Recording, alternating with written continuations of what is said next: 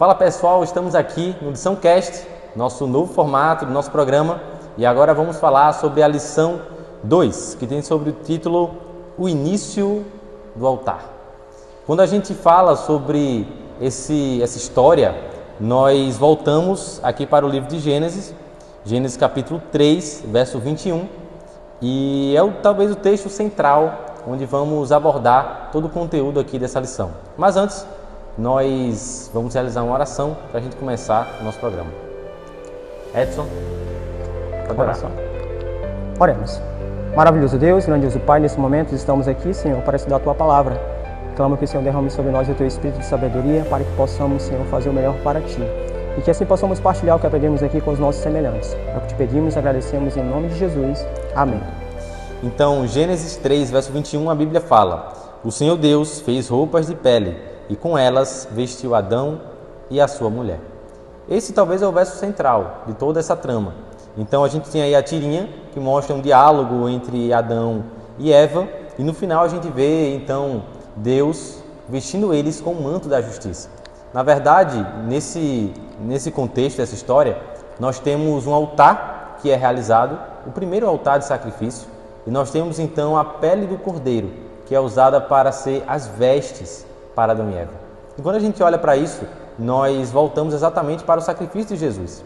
Por meio da morte do cordeiro, nós agora podemos nos vestir também agora do manto da justiça que Cristo nos deu. Então, quando a gente consegue entender isso daí, nós começamos a entender que, na verdade, essa história ela está apontando para um sacrifício maior, o sacrifício de Jesus Cristo. Amém. Pastor, voltando para essa questão que você falou da questão do manto de justiça de Deus, né? Falando para o pessoal de casa, o interessante é entender que após a queda do homem, após o pecado, o homem se tornou, ficou exposto, né? Continuou ainda a nudez do pecado do ser humano. E foi preciso que Deus ele usasse de sua misericórdia, né? E através do seu sacrifício para revestir, né, a humanidade. Então, quando o homem pecou, ele se tornou exposto, mas ao mesmo tempo o homem ele começou a se justificar, a tentar se cobrir, a cobrir a sua nudez, né, o seu pecado. E hoje em dia nós perpetuamos essa atitude lá do Éden, que quando Adão e Eva, né, cometeram a atitude de tentar se cobrir, né, com as folhas de figueira para tentar cobrir a sua nudez, o seu pecado. E hoje nós estamos perpetuando isso com as nossas atitudes, com as nossas desculpas, né? Ah, não, mas isso não é tão pecaminoso assim. Ah, Deus não vai levar em conta isso. Então, é esse tipo de nudez na qual o homem está inserido. E a graça de Deus, ela nos revela que nós necessitamos sim, né, de buscar a justiça de Deus, porque por nós mesmos nós não conseguimos, né? Não conseguimos cobrir os nossos pecados. Somente pela graça e o sacrifício de Cristo Jesus é que o homem consegue se revestir, né, e se tornar de uma vez por todas, né, livre da influência do pecado, da culpa do pecado. E eu creio que é por isso que muitas pessoas têm sofrido em meio a este mundo, porque eles não reconhecem que somente pela justiça de Cristo Jesus é que eles conseguem aceitar o perdão, né? E muitas pessoas vivem no mundo aí sofrendo porque não conseguem aceitar o perdão de Cristo Jesus, ainda não aceitaram o perdão, que é por meio da sua graça e do seu sacrifício. Verdade. Quando a gente olha então para todo esse contexto de salvação, de justiça que Jesus ele fez por nós, nós entendemos que o que o pecado tirou de Adão e Eva, Deus no altar do Éden prometeu restaurar. Amém. E todo amor ele exige também sacrifícios. E é exatamente isso que Deus faz. O amor, ele não pode se desvencilhar do sacrifício, porque naturalmente, se eu quero demonstrar amor por algo, por alguém, eu preciso sacrificar certas coisas. E foi exatamente isso que Deus fez. Ele teve que sacrificar, talvez ali, algo que seria mais prático para ele, para que ele pudesse colocar ali no plano, então esse grande plano que ele tinha, que era o plano da salvação. Em prática, esse plano tão especial em prol de cada um de nós. E no final das contas, nós precisamos entender que Deus, ele lá no passado, ele teve que restaurar, vestindo Adão e Eva do manto de justiça. E hoje, é exatamente isso que ele faz com a gente. Quando nós erramos, nós pecamos. Ele constantemente, ele limpa a nossa sujeira, ele organiza aquilo que a gente bagunçou, ele se sacrifica em nosso favor para que a gente possa ter a salvação. O interessante aqui é que a Bíblia e a lição nos revela que, mesmo diante da face do pecado, Deus ele mostrou a sua misericórdia, né, através da sua atitude para com o homem caído. E a lição vai nos mostrar aqui que esse plano, o plano da redenção e da justificação do homem pelo pecado, já existia mesmo antes do homem ser criado, né? Ou seja, é atemporal, né?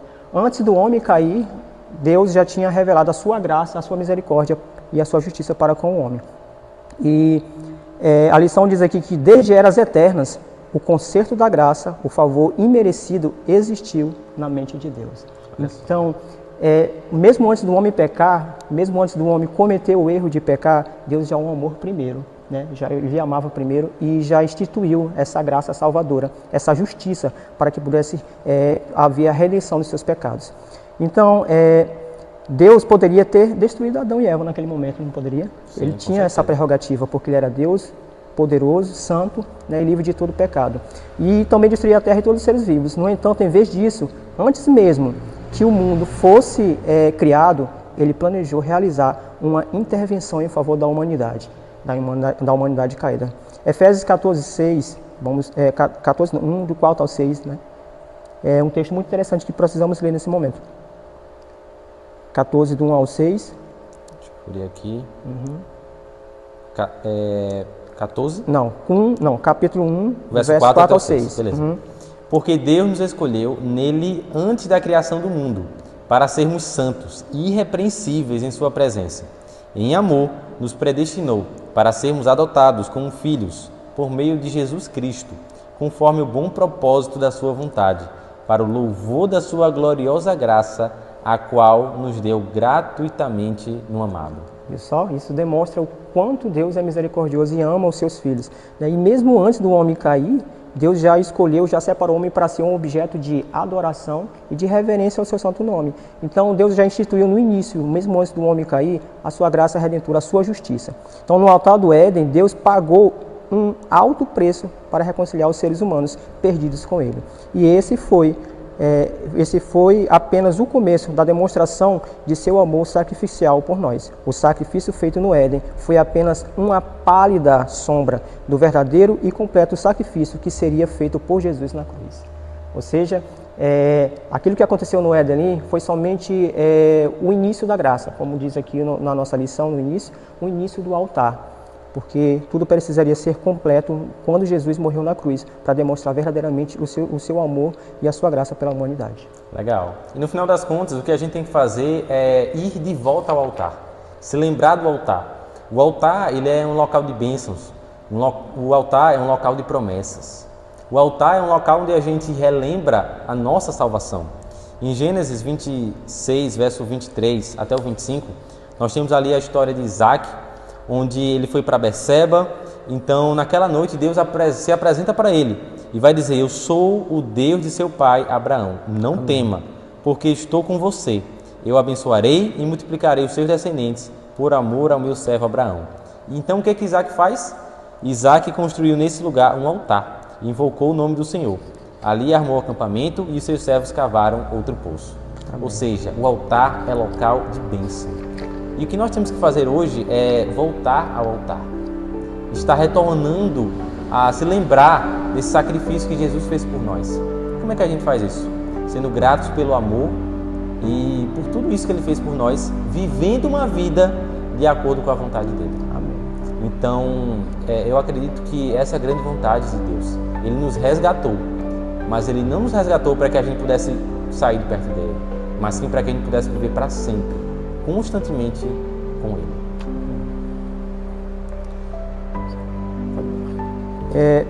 Voltando aqui para essa questão do altar, e lembrando o que o pastor falou, pegando esse gancho de que o altar é um local de adoração, é um local da qual nós devemos buscar a graça de Deus. Aqui a lição nos fala a respeito de observar e fazer.